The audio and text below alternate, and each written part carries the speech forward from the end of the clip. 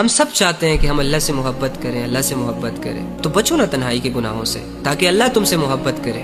چھوڑو نا ان غفلتوں کو جن غفلتوں میں انوالو ہو کر آپ اللہ سے دور ہو گئے۔ جب آپ وہ غفلتیں چھوڑیں گے، وہ گناہ چھوڑیں گے، وہ عبادتیں سٹارٹ کریں گے جن سے اللہ رب العزت انسان سے راضی ہوتا ہے، تو آپ کچھ دنوں میں فیل کریں گے کہ آپ کا اور اللہ کا ایک بہت گہرا سا تعلق بن چکا ہے۔ آپ کا دل چاہے گا کہ کب یہ لوگ اور یہ دنیا کے مشغلے ختم ہو، میں اور میرا رب تھوڑا آپس میں کنیکٹ ہو جائے۔ آج کل ہم گناہ کرنا چاہتے ہیں لیکن ہم اس لیے گناہ نہیں کرتے کیونکہ ہمیں موقع نہیں ملتا۔ حالانکہ جو اللہ والے ہوتے ہیں نا، وہ اس لیے گناہ نہیں کرتے کہ یار اللہ ناراض ہو جائے گا۔ ہم جو گناہوں سے بچ رہے ہیں نا، وہ اس لیے بچ رہے ہیں کیونکہ ہمیں گناہ کرنے کا موقع نہیں مل رہا۔